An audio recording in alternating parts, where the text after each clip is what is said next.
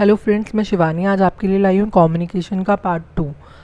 इसके पार्ट 1 में हम कम्युनिकेशन की डेफिनेशन, बेसिक मीनिंग्स और उसके कुछ टाइप्स के बारे में बात कर चुके हैं।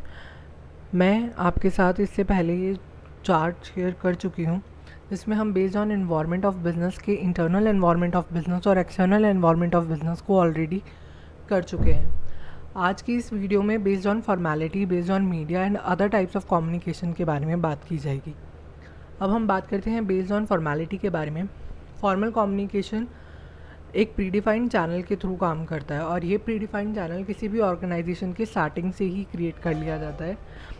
इसे हम एक चार्ट की तरह देख सकते हैं जिसके थ्रू हमें ये पता चलता है कि इंफॉर्मेशन या कोई भी कम्युनिकेशन कैसे टॉप लेवल से लेकर लोअर लेवल तक फ्लो होगा। इसे ऑफिशियल कम्युनिकेशन भी कहा जाता है। इसकी रिलायबिलिटी ज़्यादा होती है और स्पीड स्लो होती है। रिटर्न फॉर्म में होने के कारण इसके एविडेंसेस भी रहते हैं हमारे पास। इनफॉर्मल कम्युनिकेशन को ग्रेपवाइन कम्युनिकेशन भी कहा जाता है, क्योंकि अगर आपने अंगूर का पौधा देखा हो तो वो एक बेल होती है जिसकी कोई डायरेक्शन नहीं होती। उसी तरह ग्रेपवाइन कम्युनिकेशन की भी कोई डायरेक्शन नहीं होती। रिलायबिलिटी इसकी कंपैरेटिवली लेस होती है और इसकी स्पीड बहुत ज़्यादा होती है। इसका कोई भी डॉक्यूमेंट्री एविडेंस नहीं होता। ये फॉर्मल कम्युनिकेशन के 4 टाइप हम ऑलरेडी पढ़ चुके हैं इंटरनल और एक्सटर्नल एनवायरनमेंट ऑफ बिजनेस में, पार्ट 1 में। इसका लिंक मैं आपको डिस्क्रिप्शन बॉक्स में दे दूँगी, तो आप उसे उसके थ्रू देख सकते हैं। एडवांटेजेस और डिसएडवांटेजेस की बात करते हैं हम फॉर्मल कम्युनिकेशन की। सबसे पहला एडवांटेजेस है कि ये एक रैपो बिल्ड कर देता है कि कंपनी या ऑर्गेनाइजेशन एक प्रोफेशनल मैनर में काम कर रही है। ये मैनेजरल पोजीशन पे बैठे हुए लोगों को एम्पावर करता है कि वो डिसीजन मेकिंग कर सकें और स्ट्रैटेजी डेवलप कर सकें। फॉर्मल कम्युनिकेशन होने के कारण प्रोडक्टिविटी कई गुना बढ़ जाती है और फॉर्मल कम्युनिकेशन एक कंपनी को इंटैक्ट रखता है कि वो सिंगल एंटिटी की तरह काम कर सके। इसके डिसएडवांटेजेस में सबसे बड़ा डिसएडवांटेजेस है कि ये टाइम टेकिंग रहता है। इसमें एडिशनल कॉस्ट भी बियर करनी पड़ती है कंपनी को और इसके कारण टॉप लेवल और लोअर लेवल का टच ख़त्म हो जाता है। ज़्यादा फॉर्मेलिटीज़ और हायरार्की को फॉलो करने के चक्कर में दोनों का कम्युनिकेशन ही लॉस्ट हो जाता है। टाइप्स ऑफ इनफॉर्मल नेटवर्क, 4 तरह के इनफॉर्मल नेटवर्क हैं: single strand chain, gossip chain, probability chain और cluster chain. Single strand chain में एक अल्टीमेट रिसिपेंट तक हमें अपनी बात पहुंचानी है, बट एक लाइन के थ्रू ये बात चलती है। जैसे हमें ए के थ्रू ये मैसेज वाई तक पहुंचाना है, बट इसमें लाइन ऑफ पर्सन्स इन्वॉल्व रहेंगे, B, C and D. Gossip chain एक व्हील लाइक स्ट्रक्चर होता है जिसमें एक पर्सन सेंटर में होता है और वो सबको सारी इन्फॉर्मेशन देगा। ये इसका एक एग्जाम्पल है। प्रोबेबिलिटी चेन में आप इन्फॉर्मेशन जब पास ऑन करेंगे तो उसमें लॉ ऑफ प्रोबेबिलिटी काम करेगा। क्लस्टर चेन में हमने पहले से स्पेसिफाई कर रखा होता है या सिलेक्टेड लोगों को जिनको हमें इन्फॉर्मेशन पास ऑन करनी होती है, उन्हीं तक हम अपनी इन्फॉर्मेशन पहुंचाते हैं। That is called cluster chain. अब कम्युनिकेशन बेस्ड ऑन मीडिया की अगर हम बात करें तो रिटन कम्युनिकेशन, वर्बल कम्युनिकेशन और नॉन वर्बल कम्युनिकेशन, ये 3 टाइप आते हैं इसमें। रिटन कम्युनिकेशन में मैसेज हम प्रिंटेड फॉर्म में या रिटन फॉर्म में ट्रांसमिट करते हैं। ये 4 तरह के होते हैं: इन्फॉर्मेशनल, इंस्ट्रक्शनल, ट्रांजैक्शनल और परसुएसिव। इन्फॉर्मेशनल और इंस्ट्रक्शनल अपने नाम की तरह इन्फॉर्मेशन और इंस्ट्रक्शन ही पास ऑन करते हैं। ट्रांजैक्शनल का मतलब होता है किसी चीज़ का आदान प्रदान। जब हम मैसेज में करने के बाद रिस्पॉन्स का वेट करते हैं या फीडबैक का वेट करते हैं या कोई और इन्फॉर्मेशन हमें मिलती है एक इन्फॉर्मेशन पास ऑन करने को, तो वो उसे ट्रांजैक्शनल कहा जाता है। परसुएसिव में हम किसी से कुछ काम करवाना चाहते हैं, उसे परसुएट करना चाहते हैं, मोटिवेट करना चाहते हैं, दूसरे शब्दों में कहा जाए तो उसे परसुएसिव रिटन कम्युनिकेशन कहा जाएगा। इसकी स्पीड स्लो होती है और रिटन फॉर्म में होने के कारण ये इसमें प्रॉपर रिकॉर्ड मेंटेन होते हैं। रॉन्ग ट्रांसमिशन ऑफ मैसेज इसमें रेयरली ही होता है। वर्बल कम्युनिकेशन में हम अपने वर्ड्स के थ्रू और लैंग्वेज के थ्रू मैसेज ट्रांसमिट करते हैं। ये 2 तरह का होता है, फॉर्मल और इनफॉर्मल। स्पीड इसकी बहुत फास्ट होती है और normal day to day life में हम इसके कोई रिकॉर्ड मेंटेन नहीं करते हैं। हालांकि आजकल की टेक्नोलॉजी के एरा में ये पॉसिबल है, बट नॉर्मली इसमें रिकॉर्ड्स मेंटेन नहीं किए जाते हैं। और इनके इसमें वर्बल कम्युनिकेशन के केस में मैसेज के ट्रांसमिशन के रॉन्ग होने के चांसेस कम होते हैं, जस्ट बिकॉज कि हम रियल टाइम में बात कर रहे होते हैं, तो हम क्लैरिटी ले सकते हैं चीज़ों की किसी कन्फ्यूजन के केस में। Non verbal communication sign language की तरह यूज़ होता है, या इसे इसके अंदर कई सारी चीज़ें आती हैं, क्रोनोमिक्स, वोकलिक्स, हैप्टिक्स, प्रॉक्सिमिक्स और आर्टिफैक्ट्स, इसके कुछ पार्ट्स हैं या टाइप्स हैं जो कि अभी हम आगे पढ़ेंगे।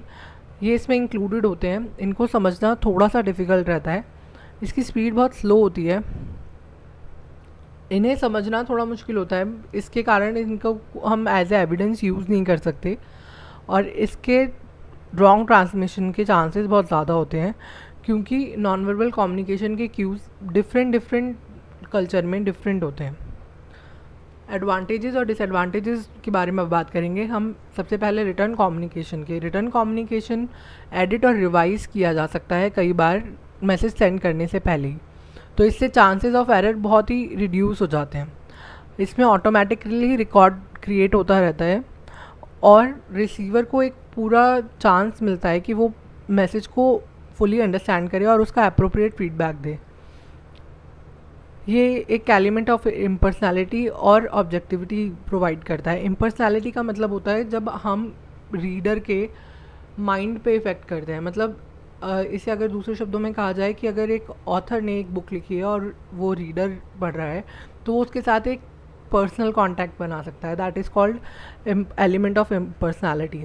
डिसएडवांटेजेस क्या है रिटर्न कम्युनिकेशन के, कि ये प्रॉम्प्ट और स्पॉन्टेनियस नहीं होता है, टाइम कंज्यूमिंग होता है, और इसमें ओरल कम्युनिकेशन का भी पार्ट इंक्लूडेड होता है। एडवांटेजेस क्या हैं वर्बल और एडवांटेजेस वर्बल कम्युनिकेशन के और डिसएडवांटेजेस वर्बल कम्युनिकेशन के। सबसे पहला एडवांटेज है कि स्पॉन्टेनियस और नेचुरल है, इजी टू अंडरस्टैंड है।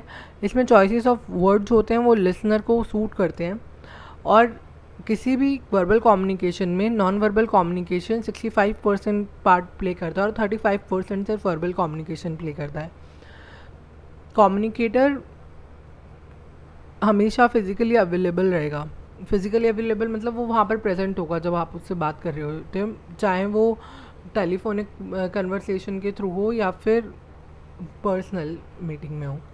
डेवलप एक क्लोज रिलेशनशिप, ये एक क्लोज रिलेशनशिप बनाने के काम आता है, क्योंकि अगर आप फेस टू फेस बात करते हैं तो आई कांटेक्ट के थ्रू या फेशियल और एक्सप्रेशंस के थ्रू आप समझ सकते हैं कि वो आपकी बात से रिलेट कर रहा है या नहीं। इससे क्लोज रिलेशनशिप बनाने में ईजी रहता है। डिसएडवांटेजेस क्या है वर्बल कम्युनिकेशन के? वर्बल कम्युनिकेशन परमानेंट नहीं होता। What is heard is often forgotten. जो हम सुनते हैं वो हम बहुत जल्दी भूल जाते हैं, स्पेशली ये पढ़ाई के केस में होता है। Non verbal communication that support oral communication में भी misunderstood. Non verbal communication misunderstood किया जा सकता है, मतलब इसके कारण हमारा वर्बल कम्युनिकेशन भी इम्पैक्ट हो जाता है। किसी के गेस्चर या पोस्चर्स हमें ये क्लू दे सकते हैं कि वो इंटरेस्टेड नहीं है, इसके कारण हमारा वर्बल कम्युनिकेशन भी इम्पैक्ट करता है। अब types of non verbal communication में 6 टाइप्स हैं। क्रोनोमिक्स का मतलब है टाइम इंसान के बारे में कुछ उसके पर्सनालिटी के ट्रेट बताता है। स्पेसिफिकली अगर आप पंचुअल हैं तो इससे आपकी पर्सनालिटी के 2 एटीट्यूड पता चलेंगे, कि एक तो आप में हम्बलनेस है, आप सामने वाले को वेट नहीं कराना चाहते। दूसरी चीज़, आप टाइम की वैल्यू करते हैं।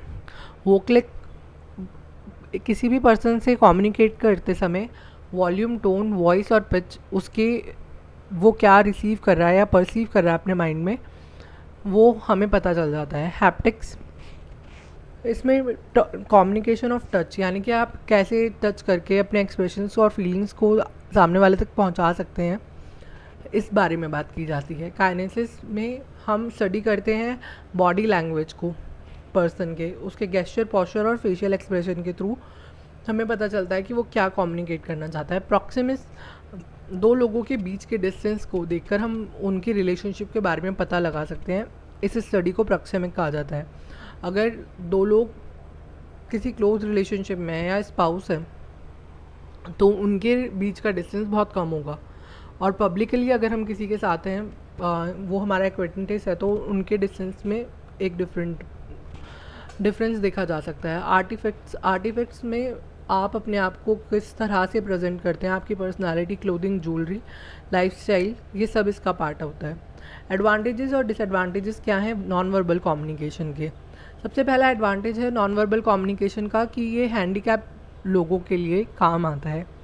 कम्युनिकेशन के लिए प्रोवाइड क्लैरिटी, ये क्लैरिटी प्रोवाइड करता है कम्युनिकेशन के टाइम पे। ये वेस्टेज ऑफ टाइम को रिड्यूस करता है और ये क्विकर ट्रांसमिट करता है मैसेज को। इसमें लैक ऑफ फॉर्मेलिटी बहुत कम होती है, ये इसका एक डिसएडवांटेज है और बहुत ही डिफ़िकल्ट है अंडरस्टैंड करने के लिए। कन्वर्सेशन इसमें लंबी करना पॉसिबल नहीं हो पाता है और हमेशा non verbal communication culture to culture vary करता है। अदर टाइप ऑफ कम्युनिकेशन में मास कम्युनिकेशन, इंटरपर्सनल कम्युनिकेशन और इंट्रापर्सनल कम्युनिकेशन आते हैं। मास कम्युनिकेशन में हम लार्ज सेगमेंट ऑफ पॉपुलेशन से इंटरेक्ट करते हैं एक टाइम पे। इसकी अक्रेंस बहुत ज़्यादा नहीं होती है और इसके लिए हमें एक प्रॉपर चैनल की ज़रूरत होती है, चाहे वो टेलीविज़न हो, रेडियो हो या इंटरनेट का नेटवर्क हो। इसका मेन जो कंसर्न होता है वो इन्फॉर्मेशन को पास ऑन करना होता है लार्ज सेगमेंट के थ्रू, लार्ज सेगमेंट तक। इंटरपर्सनल कम्युनिकेशन एक यूनिवर्सल फॉर्म है face to face routine communication की। इसमें दो लोगों की ज़रूरत पड़ती है। इसमें की अक्रेंस रेगुलर होती है सोशल नीड्स के कारण और ये सपोर्ट किए जाते हैं वर्बल और नॉन वर्बल मीडिया के थ्रू। इसका मेन कंसर्न होता है एक्सचेंज और शेयर करना आइडिया और इन्फॉर्मेशन को। इंट्रापर्सनल कम्युनिकेशन में हम जो अपने आप से बातें करते हैं, सेल्फ टॉक्स, ये इस बारे में कम्युनिकेट करता है। पर्सन इसमें हम खुद ही इन्वॉल्व होते हैं, तो ये वन पर्सन ही इन्वॉल्व होता है। ये कॉन्टीन्यूस प्रोसेस है क्योंकि ये ह्यूमन नेचर है। इसमें केवल पर्सन की इंटरनल सेंस इन्वॉल्व होती है और ये थिंकिंग और एनालिसिस के काम आता है। ये कुछ फ्रीक्वेंटली आस्क्ड क्वेश्चन हैं जो कि आपका डिस्क्रिप्टिव टाइप एग्जामिनेशन में काम आएंगे। इसके बाद हमारी 2 वीडियोस और कम्युनिकेशन पे आएंगी। उसमें एक में मॉडल ऑफ कम्युनिकेशन की बात होगी और उसके बाद में मिसलेनियस टॉपिक्स के बारे में बात करी जाएगी। इससे अगला टॉपिक हमारा टेक्स्ट का रहेगा। और कंटेंट के लिए like, share and subscribe my video. Thank you.